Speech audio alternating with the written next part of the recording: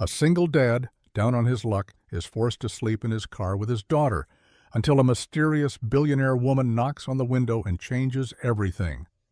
Before we dive in, hit that subscribe button and drop a comment. Where in the world are you watching from? The morning sun filtered weakly through the faded blinds, casting pale stripes across the worn carpet. Daniel Brooks sat at the edge of the couch, his elbows resting on his knees, the crumpled notice trembling slightly in his calloused hands. The red letters at the top read, "Final Notice," bold and unfeeling. 30 days had come and gone, and now it was official. He and Lily had to be out by sundown. He rubbed a hand over his stubble-lined jaw and let out a slow breath. Rent had always been tight, but with the garage cutting his hours again, it had become a silent countdown, each unpaid bill a tick toward this moment. He'd hoped for a miracle, or maybe just more time, but neither had come. From the hallway, tiny footsteps approached, followed by the familiar creak of the floorboard outside the bedroom. Lily, still in her pajamas, peeked into the room, clutching her stuffed fox under one arm. "Dad," she asked, blinking sleepily, "are we having cereal today?" Daniel quickly folded the notice and slipped it between the cushions. "Yeah, sweetheart," he said, forcing a smile. "Cereal sounds good." Lily padded across the room, hopping up onto the couch beside him. She rested her head against his arm, and for a brief moment Daniel closed his eyes. Her warmth, her trust, it anchored him in a way nothing else could. He couldn't let her see the fear, not yet. "I like when we have breakfast together," she murmured. "I do too." They ate in silence, the clinking of spoons against ceramic bowls, the only sound. Outside, the world went on as if nothing had changed. Cars rolled by, birds chirped in defiance of the cold. But inside, everything felt fragile. By mid-afternoon, the apartment was a maze of half-filled boxes and bags. Daniel tried to keep things light for Lily's sake, letting her decorate one box with stickers and drawings. She thought they were going on an adventure. He couldn't bring himself to correct her. As the sun dipped lower in the sky, casting long shadows across their living room floor, Daniel stared at the front door. It was time. Time to walk out with their lives packed into a car that barely ran and no idea where they were headed next. Daniel's breath fogged in the cold air as he yanked open the trunk of his aging sedan, the hinges groaning in protest like they didn't want to open either. A battered duffel bag hit the floor with a dull thud, followed by a worn backpack and a grocery bag filled with pantry odds and ends. He moved quickly, not because there was a rush, but because if he slowed down, he might think too hard about what this moment meant, and he couldn't afford that. Inside the apartment, Lily danced from room to room, her tiny arms cradling stuffed animals like precious cargo. "Do Mr. Pickles and Peanut come too?" she asked, holding up a ragged bear and a giraffe missing one ear. Daniel managed a tight smile. "Of course they do. They're part of the crew." She nodded seriously and gently placed them in her princess-themed backpack, then zipped it up with care. "Okay, we're ready for the adventure." He turned away so she wouldn't see his face falter. Adventure. She thought this was some spontaneous road trip, a break from routine. He wanted to believe that too, for her sake. But every creak of the apartment as they emptied it felt like goodbye. Goodbye to the place Lily had learned to ride her scooter in the hallway. Goodbye to the kitchen where they made pancakes on Sundays, even when the mix was expired. Goodbye to the only roof they'd had since Rachel died. Daniel grabbed the last box, filled with photo frames and a tangle of charger cords, and carried it out to the car. The back seat was already stacked high, leaving just enough room for Lily to buckle in beside her backpack of plush friends. "Can I have the window seat?" she asked as she skipped out behind him. "You got it," he said, opening the door and helping her climb in. He did one last sweep of the apartment, standing in the middle of the empty living room where the echoes of their life still lingered. For a second, he just stood there, the silence pressing in. Then he closed the door, locked it, and didn't look back. The car sputtered to life as Daniel settled behind the wheel. He reached over and took Lily's small hand in his. "Ready?" he asked. She nodded, beaming. "Let's go, Dad." And so they did, into the unknown, with everything they had packed in the back and everything they truly needed riding up front. The parking lot behind the old supermarket was half-lit and mostly forgotten, tucked between a shuttered hardware store and an empty laundromat with flickering neon. Daniel turned off the engine, and the sudden silence felt louder than the hum of the heater had been. The cold crept in quickly, pressing against the windows like a quiet reminder that this was now home. He glanced at the dashboard. The gas gauge hovered just above empty, maybe enough for the morning if they were lucky, maybe not. In the back seat, Lily was curled up under a nest of blankets, her stuffed bear tucked tight beneath her chin. Her breathing was slow and even, her cheeks pink from the chill. Daniel had wrapped her in every spare jacket and sweater they'd had, careful to block any drafts. He reached back and gently adjusted her hood, making sure no strand of hair was left uncovered. "I'm okay, Daddy," she whispered, eyes still closed. "I'm warm." His chest tightened. "Good," he said softly, brushing a hand over her forehead. "That's all that matters." But it wasn't. Not really. Every part of him ached with the knowledge that this wasn't how it was supposed to be. She should have been in a warm bed with nightlights and bedtime stories, not crammed into the back seat of a freezing car, listening to the wind howl outside. Daniel pulled his coat tighter and leaned his head against the steering wheel. The ache in his lower back throbbed from hours of packing and driving. He hadn't eaten since early that morning, but hunger felt distant compared to everything else. Somewhere in the distance, a train horn echoed, low and mournful. A few cars passed on the road beyond the lot, their headlights sweeping across the frost-covered windshield before disappearing again. No one looked twice at the old sedan parked beneath the flickering lamp. Daniel sat there for a while, listening to the soft rhythm of Lily's breathing. The night was bitter and long, but inside the car, where a father kept watch and a daughter dreamed safely, there was something else too. It wasn't much, but it was love, and tonight, that would have to be enough. The pale morning light broke slowly across the supermarket lot, chasing the frost from the edges of the windshield. Daniel shifted in the driver's seat, his neck stiff from sleeping upright, arms crossed tight against the chill. The engine had been off for hours now. He couldn't afford to run the heat all night, but Lily had stayed warm, cocooned in blankets and the quiet hum of her dreams. He blinked the sleep from his eyes, rubbed his hands together for warmth, and stepped outside. The cold hit him like a slap, sharp, immediate. He exhaled into his palms, watching the fog of his breath curl in the air. It was barely past 6. The lot was still empty, just the hum of distant traffic and the occasional rustle of wind against trash cans. He checked on Lily through the window, still asleep, peaceful. That's when he heard it. The low purr of an engine. A sleek black SUV pulled into the lot, its tires crunching lightly over the gravel at the edge.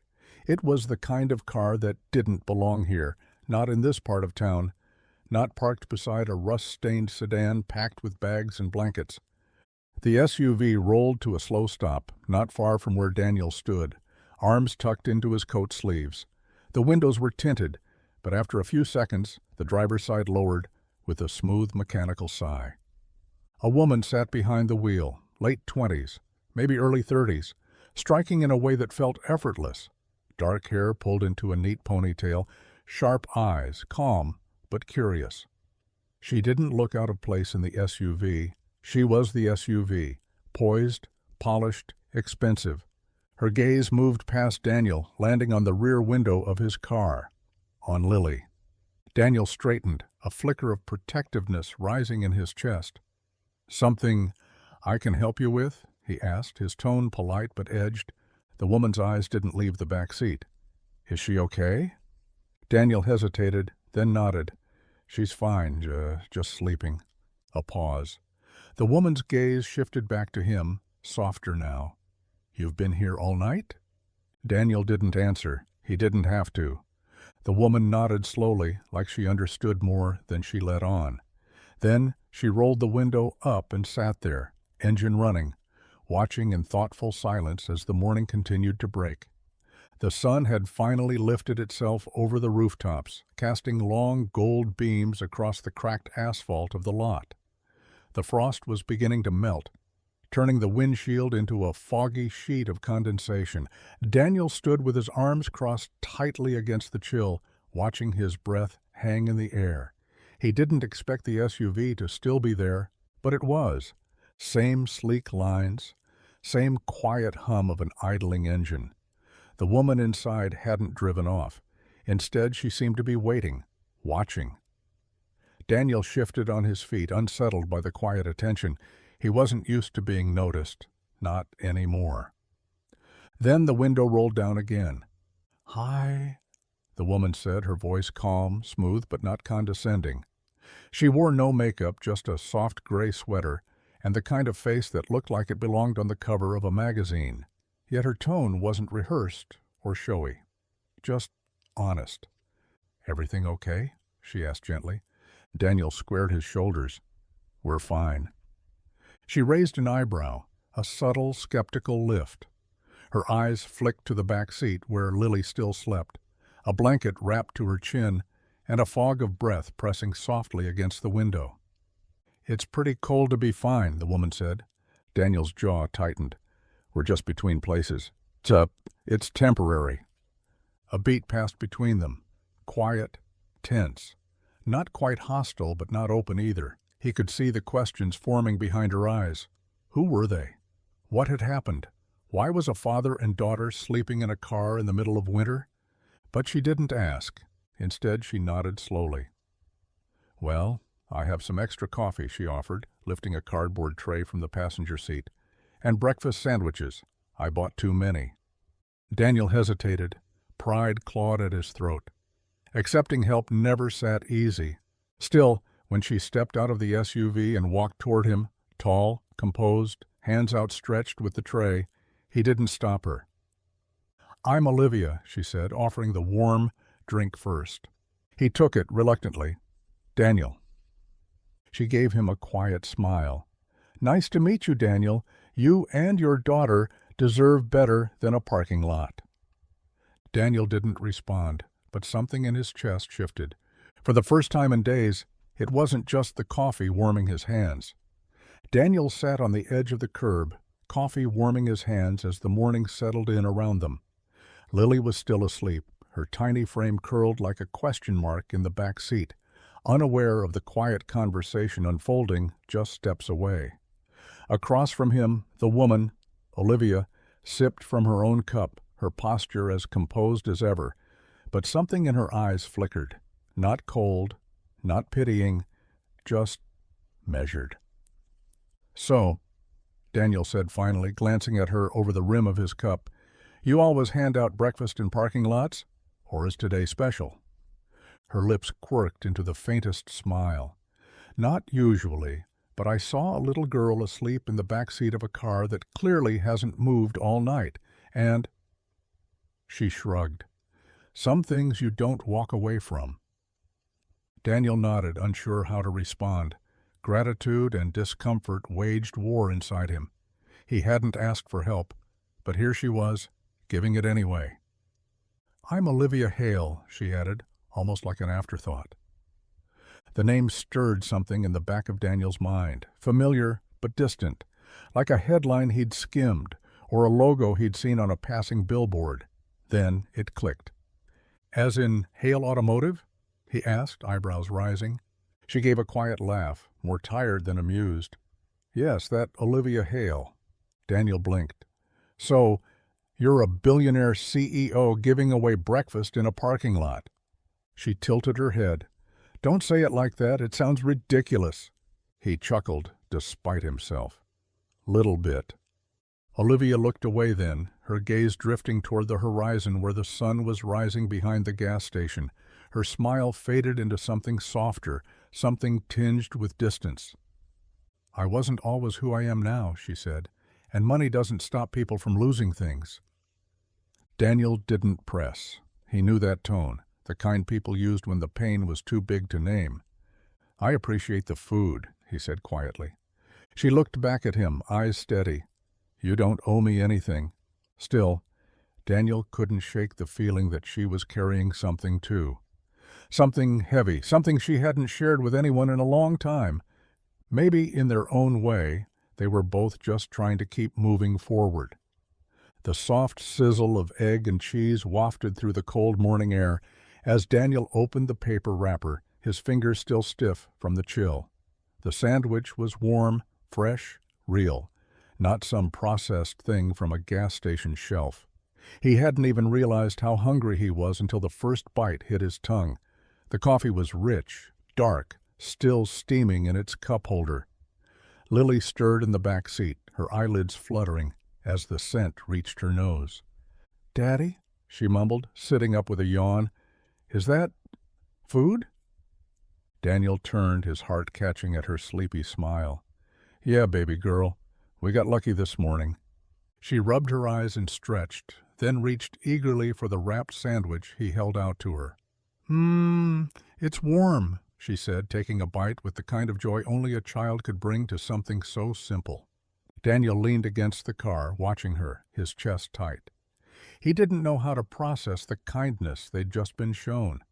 Olivia hadn't asked permission. She hadn't hovered or made it into a moment. She had simply handed over the tray, smiled, and said, "There's more in the bag. I didn't know what Lily might like."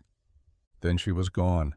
No big farewell, no explanation, just a quiet walk back to her SUV, the engine humming to life, tires crunching against gravel as she pulled out of the lot and disappeared into traffic.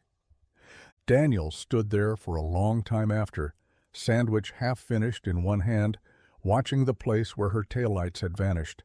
He wasn't sure what unsettled him more, the gesture itself, or how deeply it hit.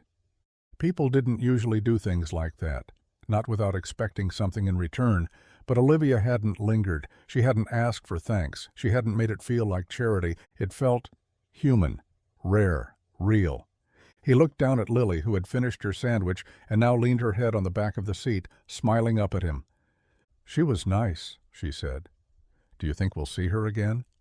Daniel didn't answer right away. He didn't know what to believe anymore. But for the first time in a while, hope didn't feel so far out of reach. The engine coughed as Daniel pulled up to the curb outside Lily's school, the kind of rough sputter that made him instinctively glance at the dashboard, still hovering on empty. The gas would hold, maybe for another day if he was careful. But after that, there was no plan, just the quiet weight of now. Lily adjusted her backpack and reached for the door handle, pausing before she stepped out. "Will you be okay today, Daddy?" Daniel forced a smile, the kind that hurt to hold. "Of course, just going to look for some work, maybe fix a few things. I'll be right here when the bell rings." She nodded solemnly, her little face far too aware for 7 years old. Maybe today's the lucky day. He reached over and tucked a strand of hair behind her ear. Maybe it is. She jumped out and waved before disappearing into the stream of kids pouring through the school's front doors. The second she was gone, Daniel exhaled and leaned back in his seat, the silence swallowing him whole. He spent the next hour driving through town, stopping at every temp agency, mechanic shop, and warehouse within a 10-mile radius. His resume, what little there was of it, lived in the glove compartment, printed on paper that had been folded too many times. He walked into offices with a polite smile, filled out forms with aching fingers, and left his number over and over, always with the same hopeful phrase, "Willing to start immediately." Each time the answers came back soft but firm. "We're not hiring right now. We'll let you know if anything opens up. It's slow this season." He thanked them anyway and moved on, the words stacking on top of each other until they started to sound like echoes in a canyon. By noon, he was back in the car, eating crackers from a plastic bag and watching people rush in and out of restaurants he couldn't afford. His phone buzzed once, an automated message about a job lead that required certifications he didn't have. He deleted it without reading the rest. Responsibility pressed on him like gravity, Rent, food, fuel, Lily's school supplies. Every dollar had a job, and he was running out of both. He leaned his head against the steering wheel, eyes closed. Maybe tomorrow would be the lucky day, but right now, reality was heavier than hope. The last light of day faded into a pale orange haze as Daniel pulled back into the supermarket lot, gravel crunching beneath his tires. The cold had crept in again, sharper now, the kind that seeped into your bones no matter how many layers you wore. He parked in the same corner as before, tucked beneath the flickering street lamp. Routine, he thought bitterly. They'd only been out here 2 nights, and it was already becoming routine. Lily was quiet in the back seat, hugging her stuffed fox. She'd colored a picture at school, a bright sun over a little house with smoke curling from the chimney, and taped it to the inside of the window like it might bring warmth. Daniel hadn't said much during pickup. He didn't have the heart. He leaned his head back and closed his eyes for a moment, just one moment of stillness.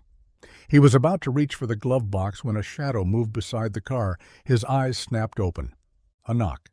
He turned, heart tightening, ready to apologize, explain, defend, whatever it took. But it wasn't a cop. It was Olivia. She stood beside the driver's window, arms wrapped around herself in a long slate-gray coat. Her breath curled visibly in the cold, but her expression was calm, measured. And this time she wasn't holding coffee. Daniel rolled down the window halfway. "Didn't expect to see you again." "I didn't expect to come back," she said. "But I kept thinking about you two, about how wrong it feels that you're still out here." He didn't respond. What could he say? "I have a guest house," she continued, voice steady. "It's empty, clean, quiet. It's got heat, hot water, and space for Lily to sleep in a real bed." Daniel gripped the steering wheel, jaw tight. "Why?" "Because you helped her feel safe. Because no one should have to sleep in a car in winter. And because I can." He looked back at Lily, who was watching Olivia through the glass, wide-eyed and hopeful. "Just one night," Olivia added. "No strings." Daniel hesitated, then nodded once. And just like that, the night changed, not because of luck, but because someone refused to look away. Daniel followed Olivia's SUV in silence, headlights bouncing along the winding road just outside town. The farther they drove, the more the world seemed to shift. City lights giving way to quiet hills, cracked pavement traded for smooth asphalt. Lily sat up straighter in the back seat, her nose nearly pressed to the glass as they passed long iron gates and rows of trees strung with soft, glowing lights. "Daddy," she whispered, eyes wide, "is this a castle?" Daniel gave a tired smile. "Feels like one, doesn't it?" When they reached the end of the driveway, the SUV curved around a grand circular path and stopped near a wide estate house, its stone walls bathed in warm light. But Olivia didn't lead them toward the main doors. Instead, she parked off to the side, where a cobblestone path wound its way toward a smaller building nestled beneath tall oaks. "This way," she said as she stepped out, her voice low against the quiet of night. Daniel and Lily followed her to the guest house, a charming cottage with white trim, a small porch, and flower beds now tucked in for winter. It was modest compared to the mansion behind them, but to Daniel it looked like something from a different life. Inside, the air was warm, softly scented with cedar, and something sweet like cinnamon. A lamp glowed on a small wooden table beside a plush couch. The open layout revealed a kitchenette, a bathroom through a short hallway, and a bedroom with 2 beds, both made, with thick quilts folded neatly at the foot. "It's not much," Olivia said, her tone deliberately casual, "but it's clean and stocked. You'll find food in the fridge, fresh towels, and a space heater if the cold creeps in." Lily rushed toward the beds, her backpack swinging as she climbed onto one. "Can I sleep here, Daddy? It's so soft." Daniel watched her for a beat, then turned to Olivia. "You didn't have to do this." "I know," she replied, "but I wanted to." She gave a small nod, then stepped back toward the door. "Just for the night, Stay as long as you need, Daniel. No pressure, no questions. And then she was gone, leaving the quiet hum of peace behind her, for the first time in a long time.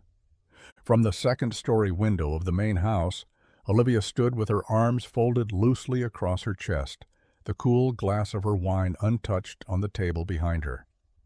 Outside, beyond the curve of the stone path and the low garden walls, the guest house glowed with warm light. Through the window pane, she could just make out their shadows. Daniel moving around the small kitchen, Lily dancing in her socks across the hardwood floor with the carefree energy only children possessed. She hadn't meant to look. Not really. But something about them tugged at her. The way Lily threw her arms around her father's waist mid-step, the way Daniel bent down, unbothered by exhaustion, just to lift her into his arms and spin her once, laughter spilling through the glass, even if the sound didn't quite reach her. It was the kind of bond that didn't need words. Pure, unfiltered. It caught Olivia off guard. She turned away from the window, pressing her palm to her mouth as if to hide the ache rising in her throat. It had been years since she'd seen anything like that, since she'd felt anything like that. Elliot would have been 10 now. The thought came uninvited, as it always did. Sharp, unwelcome, but inevitable. Her chest tightened, and she blinked against the sting in her eyes. She never talked about him, not to her board, not to the press, not even to the people who claimed to be close. They didn't ask any more. Grief made people uncomfortable, especially when it lingered. But watching Daniel and Lily felt like looking through a window, not just into their lives, but into her own past, into what might have been. The bedtime stories, the midnight snack runs, the giggles echoing off hallway walls, all the things that money could never replace once they were gone.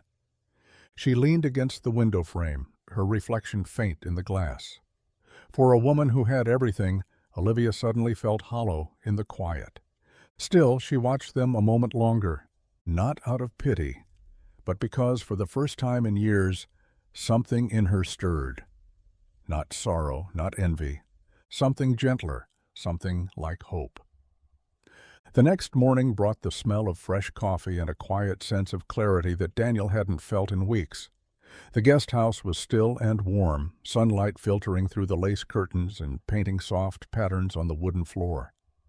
Lily was curled up beneath a quilt, still dreaming, her stuffed fox tucked tight against her chest. For the first time in days, she hadn't woken up cold. Daniel stood at the kitchen counter, coffee mug in hand, staring out the small window at the sprawling estate beyond. Every inch of it looked manicured, pristine, yet real. The kind of place where people were supposed to feel safe. It was more than a roof. It was too much. And he knew he couldn't stay without giving something back.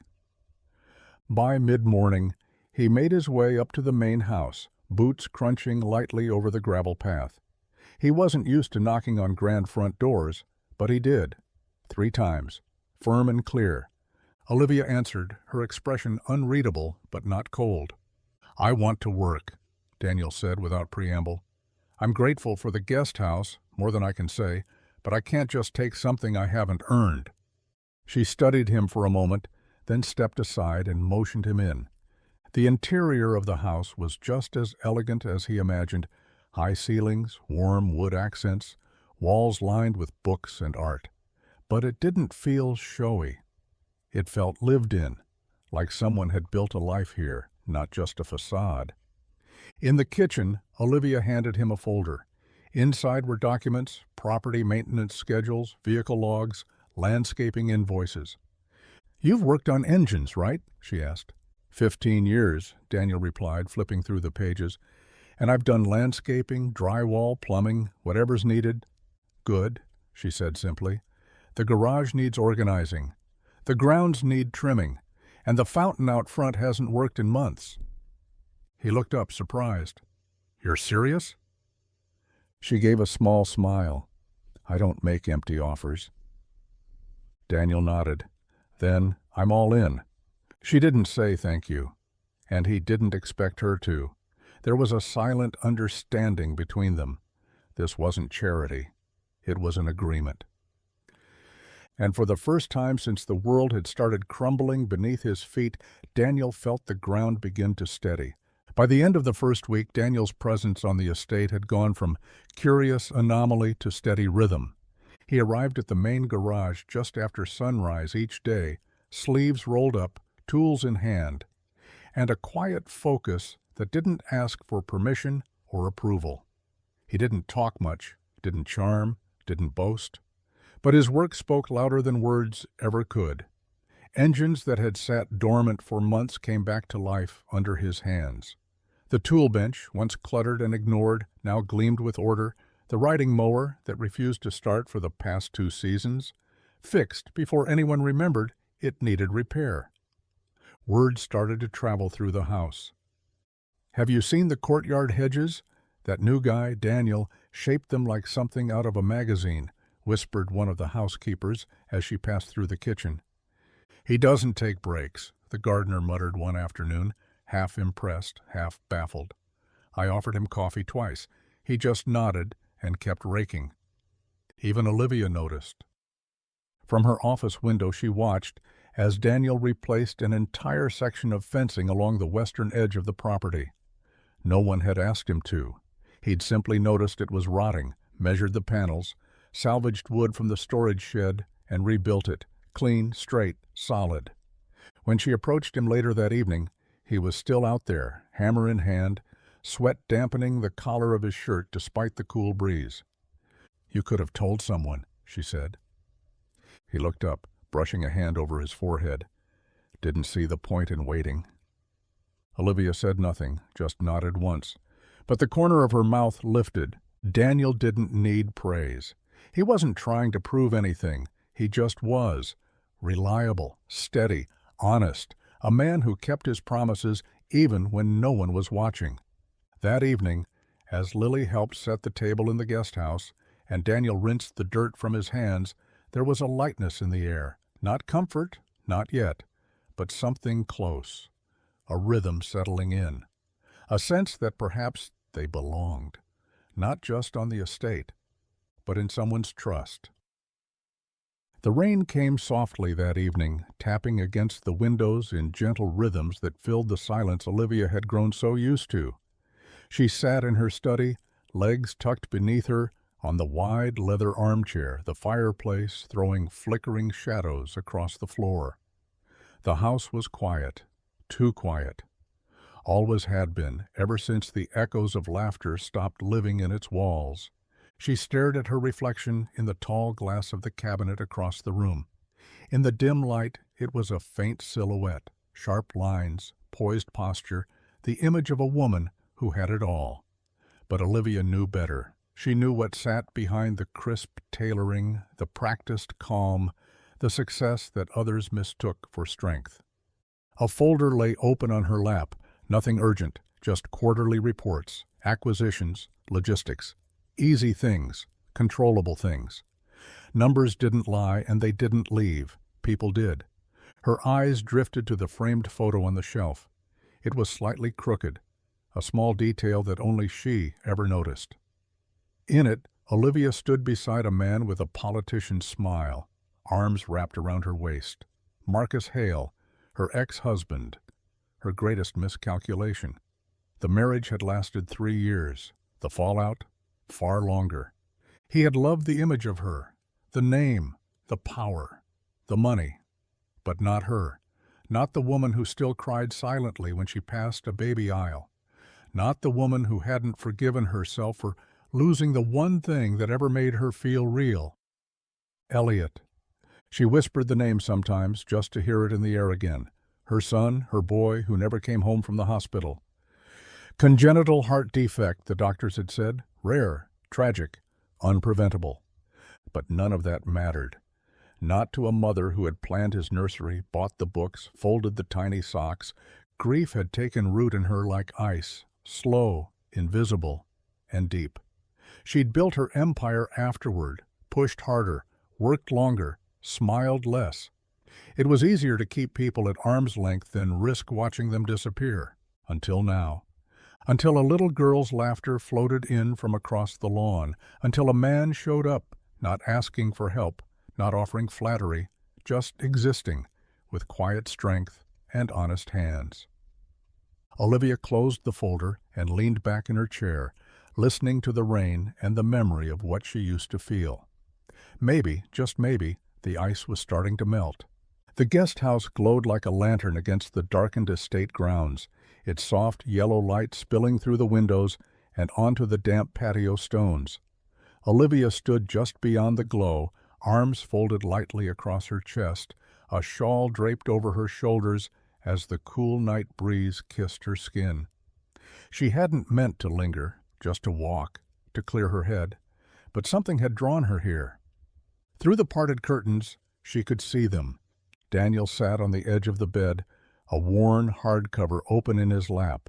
Lily was curled beneath the quilt, her hair fanned across the pillow, her eyes wide with sleepy wonder. Her fingers clutched her stuffed fox, but it was her father's voice that held her still, calm and safe. "And so the little mouse tiptoed into the forest," Daniel read, his voice low and steady, not knowing that something magical was waiting just beyond the trees. Lily gasped softly, and Daniel smiled without looking up from the page. He turned it slowly, letting the silence stretch just enough to let her imagination fill in the gaps. Olivia found herself leaning slightly closer to the window, almost without realizing. There was no performance in Daniel's voice, no dramatics, just a man, a father, anchoring his child in a world where bedtime stories still mattered. It was such a small thing, reading a book. But the way Lily clung to every word, the way Daniel tucked the quilt tighter around her shoulders, spoke volumes about the life they'd built together, even in hardship. A lump formed in Olivia's throat. This wasn't the kind of love that came with grand gestures or polished perfection. It was quieter, stronger, built in whispered pages and gentle hands, brushing hair from a little girl's face. She stepped back into the shadows as Daniel closed the book and kissed Lily's forehead. The light inside dimmed, and soon the only sound was the rustle of the wind through the trees. Olivia stood there a moment longer, then turned back toward the house, her heart heavier, but in a different way. Not weighed down, full. The sun dipped low behind the trees as a golden hush settled over the estate. Inside the guest house, Daniel straightened the collar of his shirt, one of the few he owned that wasn't work-stained or frayed. He glanced at Lily, who twirled in front of the mirror, her sundress swaying like petals in the breeze. "Do I look okay?" she asked, eyes wide. "You look perfect," he said, meaning it. A soft knock came at the door. Olivia stood there, elegant in a deep green blouse and simple slacks, her hair pinned back like always, but somehow softer tonight. "Dinner's ready," she said with a smile. "Come on in." The main house felt different at night, warmer. The lights dimmed to a soft amber glow, casting long shadows along the wood floors. The dining room table had been set for 3, real china, linen napkins, candles flickering between bowls of roasted vegetables, and steaming platters of food that smelled like memory, garlic, rosemary, and something sweet baking in the oven. Daniel hesitated at the threshold, unsure of where to sit, unsure of everything. But Lily dashed forward with all the confidence in the world, climbing onto the chair Olivia had pulled out for her. "I like your house," she announced brightly. Olivia laughed. "Thank you, Lily. I'm glad you're here." The beginning was stiff, conversation clipped, Daniel too aware of his sleeves, Olivia too polite. But then Lily dropped her fork trying to stab a cherry tomato, and they all burst out laughing. And just like that, something cracked open. They talked about books, favorite meals, and Lily's dream of becoming a veterinarian astronaut who also paints. Olivia surprised them both with her dry sense of humor and the quiet way she listened, really listened. Daniel found himself relaxing, a little at a time. By dessert, homemade peach cobbler, they were talking like old friends. "You cook too?" Daniel asked, amazed. Olivia shrugged, smiling. "Sometimes. It helps me think." As the night wound down, Lily fought to keep her eyes open at the table, her head eventually landing on Daniel's shoulder. He looked at Olivia. "Thank you for all of this." She met his gaze, her voice softer now. "You're welcome. It was nice not eating alone." For once the house didn't feel so big, and the silence didn't feel quite so empty. The next morning broke with the smell of dew and motor oil, something that, oddly enough, brought Daniel a strange sense of peace. He was back in the estate's garage early, sleeves rolled up, hands already dark with grease, as he examined the undercarriage of an old Jaguar that hadn't run in years. The place was quiet, just the steady creak of the mechanic's stool and the occasional chirp of birds nesting along the rafters. Daniel had never worked in a garage this clean. Every tool had a place, every cabinet was labeled, and yet half the cars inside sat untouched, their engines cold from neglect. Olivia had the collection of someone who appreciated beauty, but maybe didn't always have time to enjoy it. By late morning, he'd made progress on 2 classics and was halfway through organizing the parts inventory when he heard footsteps behind him. "You made that Jag purr," Olivia said, stepping lightly into the space. She wore jeans today, dark, fitted, paired with boots that looked too expensive for a garage, but she moved like she belonged there. Daniel straightened, wiping his hands on a rag. She just needed someone to care. Half these cars just want a little attention. Olivia nodded, walking past him to run a hand along the hood of a cherry-red convertible. "I've had this one for 3 years. Never trusted anyone to touch it." He raised an eyebrow. "You're trusting me?" "I already am." She turned to face him fully then, expression thoughtful. "I've been thinking, this estate is too big to manage piece by piece. Between the vehicles, the maintenance, and the grounds, someone needs to keep it all running. And you're already doing it." Daniel tensed slightly. "I'm not looking for charity." "This isn't charity," she replied evenly. "It's a job offer. Full-time, salary, benefits, a stable place for you and Lily, for as long as you want it." He was silent for a moment, the weight of her words settling slowly over him. After everything, after sleeping in his car, after scraping by, after pretending not to need help, it felt like breathing for the first time in months. "You're sure?" he asked. "I don't offer what I don't mean." Daniel looked down at the wrench still in his hand, then back up at her. "Then I'm in." And just like that, something changed. Not just work, not just housing, but the shape of his future. The guest house buzzed with a different kind of energy that evening. Scissors snipping, glue drying in clumps, cardboard scraps littering the floor.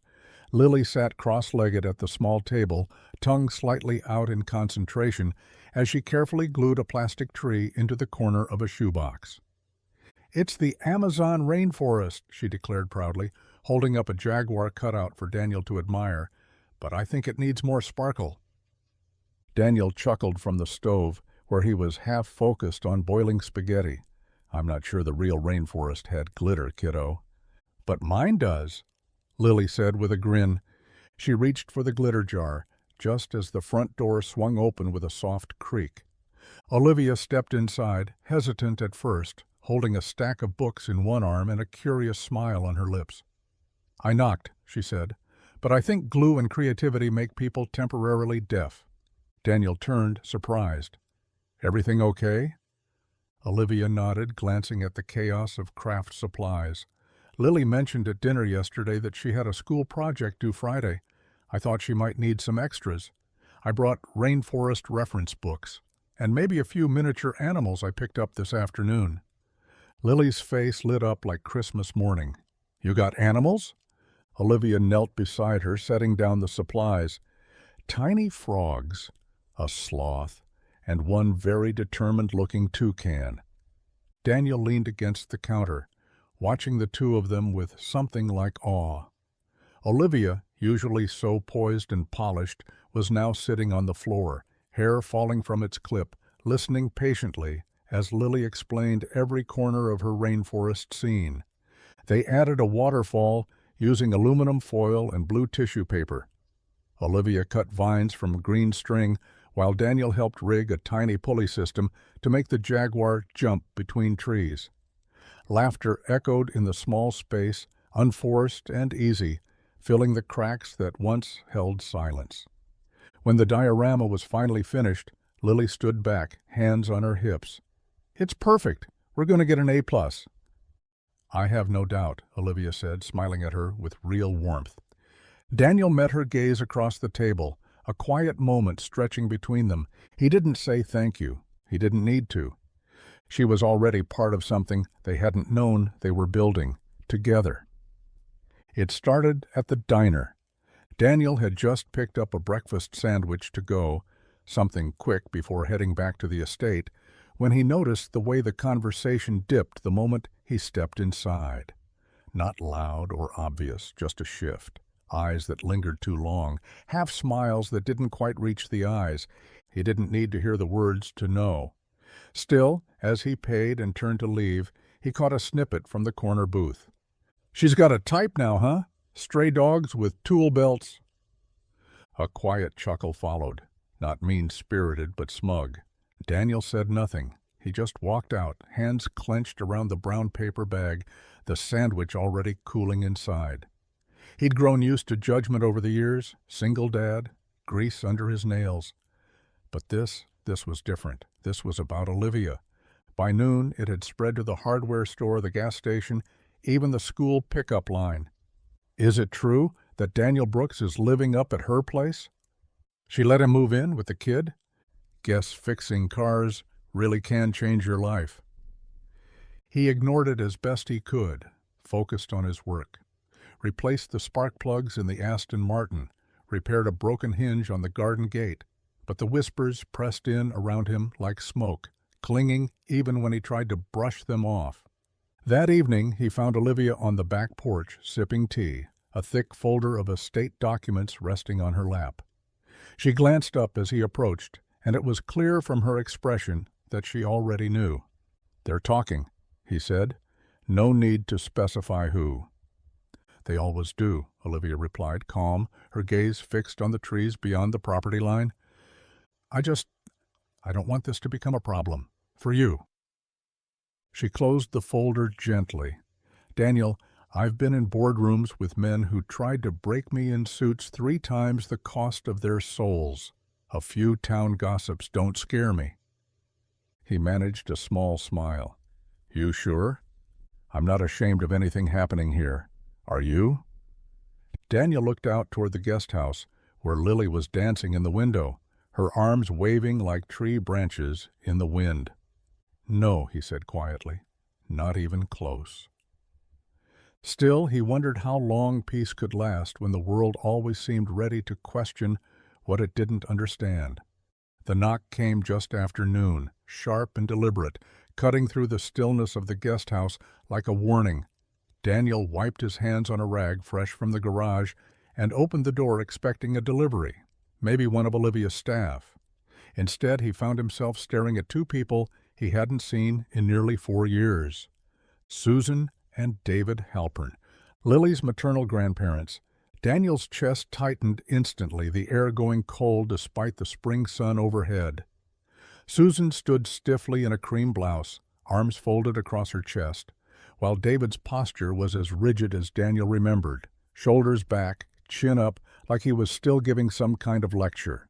"Daniel," Susan said, cool and clipped, "we heard quite a story." "Good to see you, too," Daniel replied, his voice flat. David didn't waste time. "You're living in a billionaire's guest house now? With our granddaughter?" "She's my daughter," Daniel said sharply. "Rachel's daughter," Susan corrected, eyes narrowing. "And she deserves stability, not whatever this is." Daniel stepped outside and closed the door behind him, shielding Lily from the voices rising just under the surface. "You have no idea what this is," he said. "You haven't reached out in years. Not a single birthday card. Not a call." "We gave you space after Rachel died," Susan snapped. "You made it clear you didn't want help. I didn't want strings. I still don't." David glanced toward the estate grounds, the main house visible in the distance. "So what is this, then? Are you her employee or her project?" Daniel's fists clenched at his sides. "I work here. I provide for Lily. She's safe. She's happy. And that's more than you ever bothered to ask. Susan's face softened just a fraction. We're not trying to start a war. We just want to be involved. Daniel's voice lowered. Then be involved. Come to her school plays. Call her. Know what she loves. But don't come here questioning my parenting because I finally found something good. They didn't respond. They didn't need to. The message had been delivered. Eyes were watching, and not everyone liked what they saw. As they turned and walked back to their rental car, Daniel stood still on the porch, pulse pounding in his ears. He didn't fear many things, but the thought of anyone taking Lily away? That fear lived in his bones. The envelope was thick, official, the kind of thing that made your stomach drop before you even opened it. Daniel found it tucked between the guest house screen door and the frame when he came back from Lily's school pickup. At first, he thought it was just another estate memo, or maybe school forms. But the return address said otherwise. Halpern, Whitman and Green, LLP. He tore it open on instinct, hands already shaking, eyes scanning the bold type. Petition for custody review. The air seemed to vanish from his lungs. Inside the house, Lily sat cross-legged on the floor, humming to herself as she worked on a drawing, crayons scattered around her like confetti. Daniel sank into the chair at the kitchen table, papers spread out, like they might reorganize themselves into something less terrifying. The language was clean, clinical. Concerns over the child's long-term stability. Unconventional living arrangements. Suitability of parental guardianship. Words dressed up to look neutral, but they cut like knives. They didn't say it outright, but Daniel could feel the implication seeping from every line. You don't belong here. You never did. He didn't hear Olivia come in. I saw your car, she said gently. You looked pale from the driveway. He tried to slide the papers aside, but she saw enough. Daniel, she said, her voice low. What is it? He handed her the envelope, jaw clenched, throat dry. She read quickly, expression sharpening with each page. They're going after custody, she said, almost to herself. They think because I'm living here, it's unstable, like I'm taking handouts instead of trying to survive. She looked up at him. You're not taking handouts. I know that, he said more harshly than he meant. But to them it's a story. Mechanic moves into billionaire's house. Must be unfit. She set the papers down with care. My legal team is the best in the state. Let me call them. They'll shut this down before it starts. He hesitated. I appreciate it, but I don't know if I should be leaning on you like that. This is my fight. Olivia didn't flinch. It may be your fight, Daniel, but you're not in it alone. Not anymore. He looked toward the hallway where Lily's laughter echoed faintly, and he knew, no matter how much pride he held, he couldn't risk losing her. Not for anything. The lights shimmered like stars caught in chandeliers. High ceilings, polished marble, champagne flutes balanced in delicate fingers. It was a world Daniel had only ever seen in passing, through magazine pages left behind in waiting rooms or glimpses on hotel lobby TVs. And yet here he was, standing just inside the ballroom of the Hawthorne Hotel, the weight of a rented tux pressing against his collar, feeling like a man who had wandered into the wrong life. Across the room, Olivia Hale moved with effortless grace. Her dress, midnight blue, elegant, understated, flowed with every step. People gravitated toward her, smiled at her, angled themselves to be noticed. She gave just enough of herself to each interaction to be polite, but Daniel could see it in her eyes. She wasn't in it. Not really. She never was. He adjusted his tie and caught sight of himself in a mirrored column. He looked wrong here. Too broad-shouldered, too rough around the edges. Hands built for engines and bolts, not handshakes and flutes of rosé. Then Olivia spotted him. She excused herself from a small group of donors and crossed the floor toward him, her expression softening in a way it never did with anyone else. You clean up well, she said, a smile tugging at the corners of her mouth. "I'm just trying not to trip," Daniel replied, tugging at his collar. "I think this tie is cutting off circulation to my brain." She laughed, a real one, and slipped her arm into his. "Don't worry. You've already survived worse than a ballroom." The evening unfolded slowly. Speeches, small talk, silent auction paddles raised in flickers of wealth. Daniel didn't know the language of luxury, but he knew people. He watched the way some eyes lingered on him, the whispers not even veiled. That's him, the mechanic, the one living with her. But Olivia never wavered. She introduced him without apology, without hesitation. "This is Daniel Brooks," she said simply. "A friend, and someone I trust." And when they stood side by side beneath the golden lights, even in a room full of money and power, Daniel didn't shrink. He stood tall, because beside Olivia, he didn't feel like the outsider anymore. He felt seen. The champagne had lost its sparkle by the time the evening reached its peak. Laughter rang through the ballroom, hollow and practiced, echoing against gilded ceilings and clinking glass. Daniel stood near one of the tall cocktail tables, a fresh drink in hand he hadn't touched, watching the crowd move like a polished machine. He could feel it, eyes on him. Not curious, not kind, the kind of glances people gave when they thought they were too polite to be obvious. Old money had a particular way of measuring a man, not by merit, by lineage, by polish, by pedigree. And Daniel, no matter how crisply he stood or how tightly he tied his bow tie, would never be one of them. From across the room, Olivia was caught in conversation with a man Daniel hadn't seen before. Tall, sharply dressed in a slate-gray tux, with a presence that demanded attention. His confidence wasn't showy. It was the sort built from years of being told yes. Daniel watched as the man leaned in a little too close, smiling like he knew a secret. His hand resting on Olivia's arm just long enough to mean something. She stiffened. Daniel set down his glass and made his way over, his steps calm but purposeful. "Daniel Brooks," Olivia said when he reached her side. Her voice was steady, but her eyes warned him of something deeper. "This is Charles Whitaker. We used to work together." Charles smiled, all teeth. "I've read about you," he said, extending a hand Daniel didn't take. "Quite the story, from engine grease to the guest house. Must be one hell of a ride." Daniel said nothing, his jaw tight.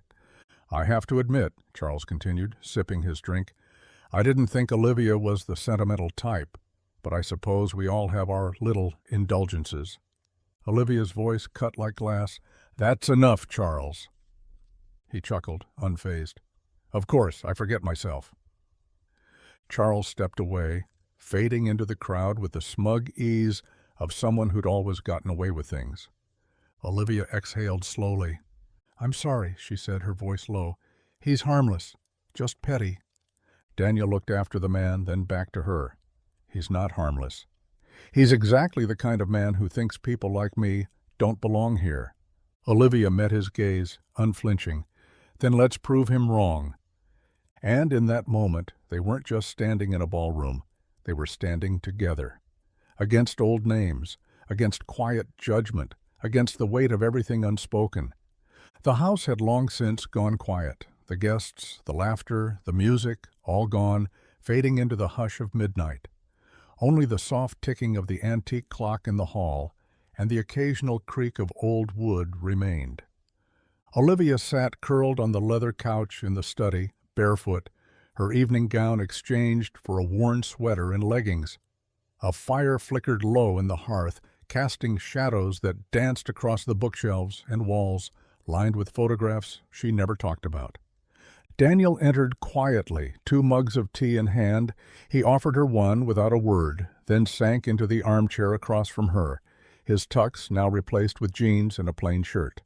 The stiffness of the night had worn off. All that was left now was what lingered underneath. "Thanks," she murmured, wrapping her hands around the mug. They sat in companionable silence for a while, the kind of silence that didn't need to be filled, until Olivia set her cup down and stared into the fire, her voice barely above a whisper. I used to have a brother. His name was Jacob." Daniel looked up. She wasn't meeting his gaze, just watching the flames like they might speak for her. "He was 4 years younger," she continued. "Smart, loud, always had dirt on his face and a joke in his pocket. He hated all of this." She motioned vaguely to the room, to the house, to the world it represented. "He used to say money made people forget how to be human." "What happened?" Daniel asked softly. Her jaw tightened. "Car accident. He was 19, out late with friends. I was supposed to pick him up that night, but I got caught on a conference call. Told him to take a cab. He never made it." The silence that followed was heavier than before. "I threw myself into work after that," she said. "Built the company faster than anyone thought I could. People thought it was ambition. It was guilt." Daniel leaned forward, elbows on his knees. "You can't carry that forever, Olivia." She looked at him then, really looked. No mask, no armor, just pain, honest and raw. "I don't know how to put it down." "You don't have to," he said gently. "But you don't have to carry it alone either." And in the quiet that followed, something shifted between them. No longer just trust, but understanding. The kind that only came when both people had bled a little in the dark. It started with silence. Lily usually bounded out of school like the wind itself, backpack swinging, arms wide, her words tumbling over each other as she raced to tell Daniel about her day. But this time, when the bell rang and the kids poured out of the building, she walked slowly, head down, shoulders tight, her spark dulled. Daniel noticed instantly. "Hey, kiddo," he said, kneeling beside her as she reached the car. "Rough day?" She hesitated, then gave a small shrug. "It was fine." He frowned. "Lily," her eyes welled up before she could stop them. "It's just, some of the kids were saying stuff." Daniel's chest tightened. "What kind of stuff?" She bit her lip, twisting the strap of her backpack. "That we don't really live here, that we're just guests, and that Olivia's only being nice because she feels sorry for us." Daniel's jaw clenched. "They said we don't belong, that I'm not like them. One girl said her mom told her I was living off a rich lady's pity." Lily blinked hard, embarrassed. "Am I, Daddy? Are we just taking stuff?" He drew her into a hug, wrapping his arms around her small frame. "No, baby, we're not taking anything. We're working. We're helping. We belong just as much as anyone else." She nodded into his chest, but he could feel the way her little body stayed tense, like the words had carved deeper than she wanted to admit. Later that evening, Daniel told Olivia. He didn't sugarcoat it, just laid it out plain. Her face didn't change much, but something cold moved behind her eyes. "Whose daughter?" she asked. "I'm not saying names, that's not the point." Olivia stood, pacing slowly, the weight of reputation and memory pressing on her shoulders. "This world, it's polite on the surface and cruel underneath. I thought bringing you here would keep her safe." Daniel met her gaze. "You did, but the world gets in through cracks, and we're going to teach Lily how to stand taller than it." "She shouldn't have to." "No," Daniel agreed, "but she will because we'll show her how." They didn't need to fight the world for Lily. They just needed to teach her she was strong enough to face it, and loved enough to never face it alone. The next morning, Daniel walked Lily to school himself. He didn't say much on the drive over, just kept one hand on the steering wheel and the other gently resting on Lily's backpack in the seat beside him. She watched the road with wide, uncertain eyes, her fingers curling around the frayed strap like it might keep her grounded. When they pulled into the parking lot, Daniel cut the engine and turned to face her. "Listen," he said, his voice calm but firm. "There are always going to be people who think money makes them better. Louder. Right." Lily looked down. "They said we're not like them." Daniel crouched beside her in the back seat, lifting her chin so she'd meet his eyes. "We're not like them, and that's not a bad thing." She blinked. "But they were mean." "They were," he agreed.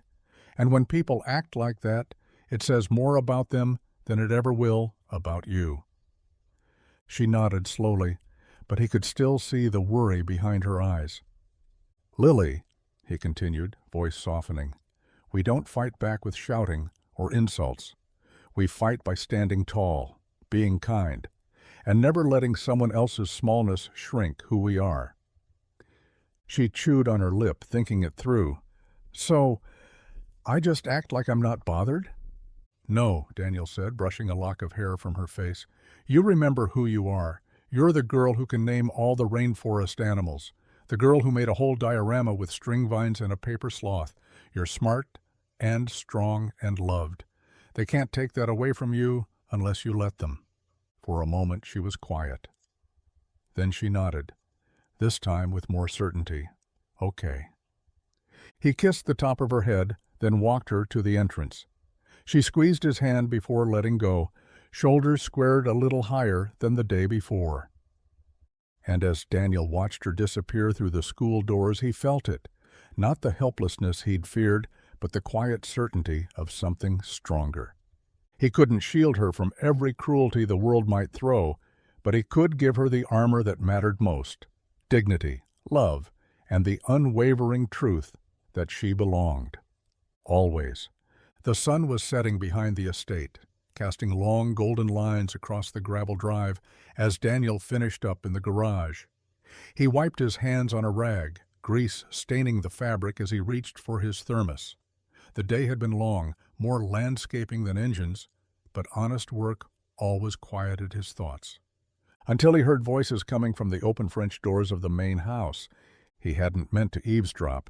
He was walking past, heading to the guest house, when the low hum of conversation caught his attention. Familiar names. His name. Daniel Brooks, said a voice he recognized. Connor Dempsey, Olivia's business partner. Sharp suit, sharper tongue, the kind of man who smiled with his teeth. Don't get me wrong, Connor continued. I admire your generosity, Liv, truly. But this thing with the mechanic, it's bordering on sentimental charity at best and personal entanglement at worst. Daniel froze just outside the doors, heart thudding. I'm not looking for your approval, Olivia said, her tone calm but cool. Connor chuckled. I know. You rarely do. But perception matters. You've spent years building Hale Enterprises into an empire, and now you've got the town whispering about your house guest and his kid? You're making decisions with your heart, Olivia. That's not like you. A pause. Then Olivia, softer now, maybe that's exactly the point. Connor didn't respond immediately.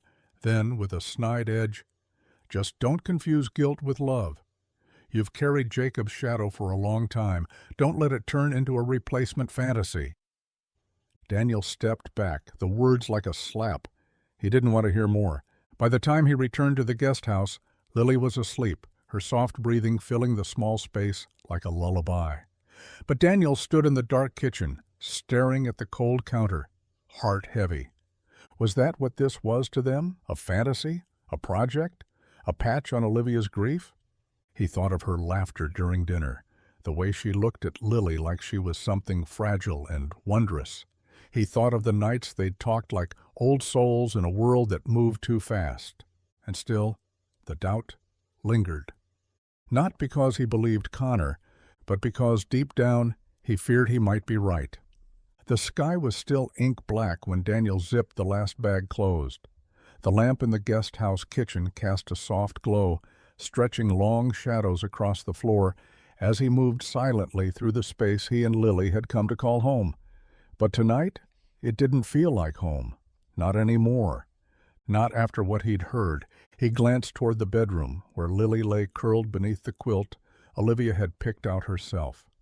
Her stuffed fox was tucked under one arm, the diorama still proudly displayed on the dresser. She didn't know, not yet. And if he had his way, she never would. He sat at the edge of the bed for a long moment, brushing a strand of hair from her forehead. I'm sorry, kiddo, he whispered, but this was never ours to keep. The guest house, the safety, the laughter, they'd been real. But Daniel couldn't ignore the weight pressing in on him since Connor's words, sentimental charity, replacement fantasy, a man with nothing being given everything out of guilt, not love. Daniel had spent his whole life standing on his own feet. He wasn't about to let Lily's future be built on someone else's grief.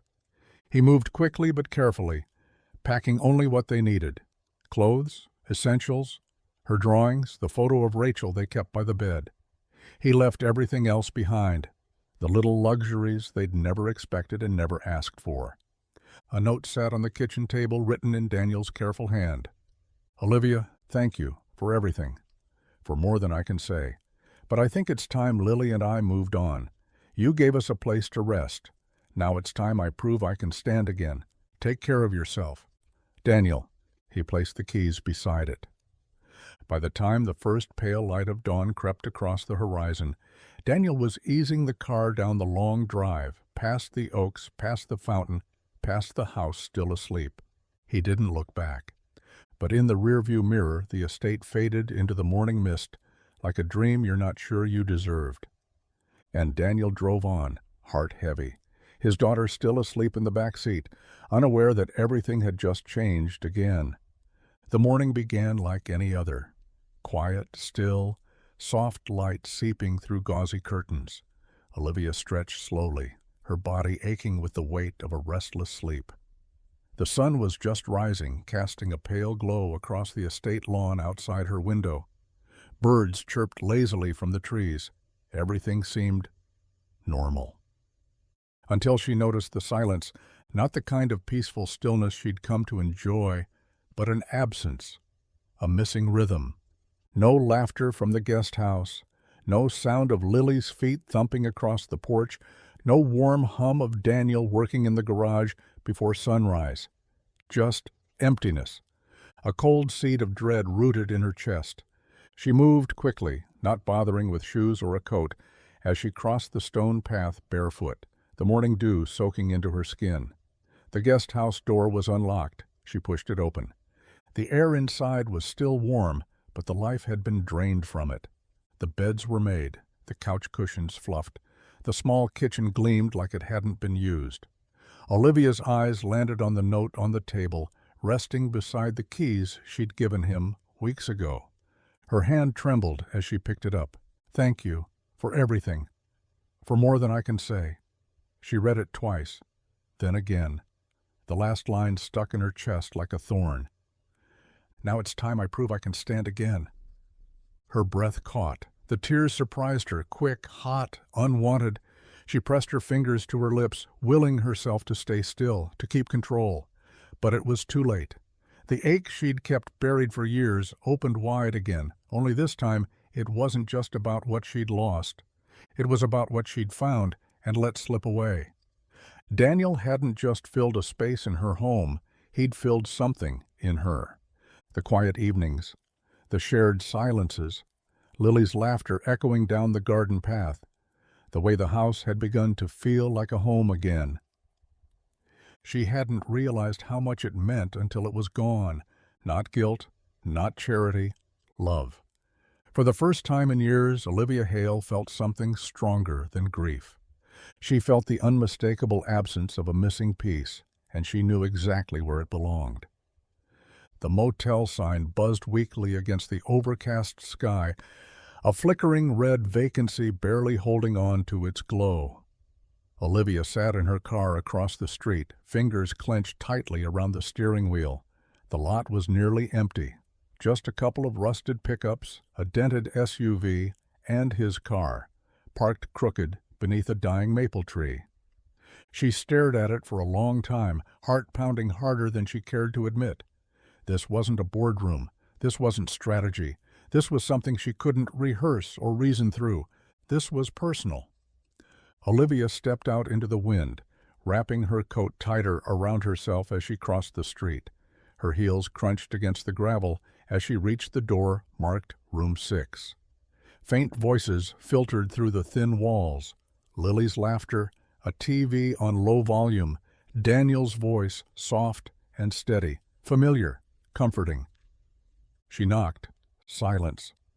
The door opened a moment later, and there he stood, rumpled flannel shirt, shadows under his eyes, surprise carved deep into his expression.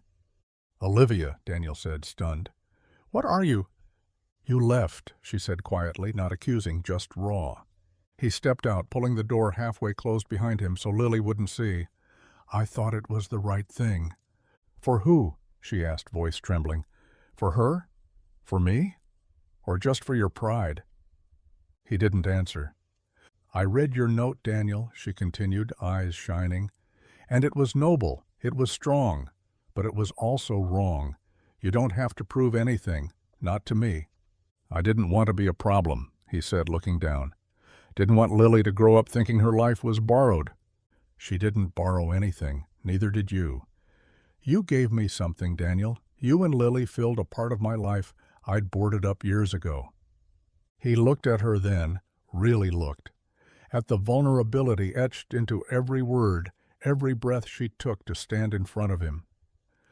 I don't want a thank you, she whispered. I want a family. I want you, both of you, if you'll still have me. For a long moment he said nothing. Then, with a breath that seemed to unburden his entire soul, Daniel opened the door wider. Come inside. The motel room was dim, its single lamp casting a yellow glow over the faded carpet and peeling wallpaper.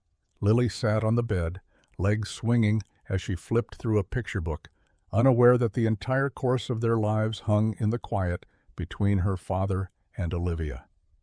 Daniel closed the door gently behind them, his back resting against it for a beat longer than necessary. Olivia stood by the small table, arms crossed, not defensively, but like she was holding herself together. He looked at her, really looked at her, and saw not the poised billionaire, not the woman from headlines or whispered town gossip. He saw Olivia, the one who knew how to laugh at Lily's glitter messes, who cut vines for a rainforest diorama, who sat in silence beside him when words weren't enough. The room seemed to close in around them. You scare me, Daniel said finally, his voice low. Not because of who you are, but because I don't know how to let someone help me without feeling like I'm losing part of myself. Olivia stepped closer.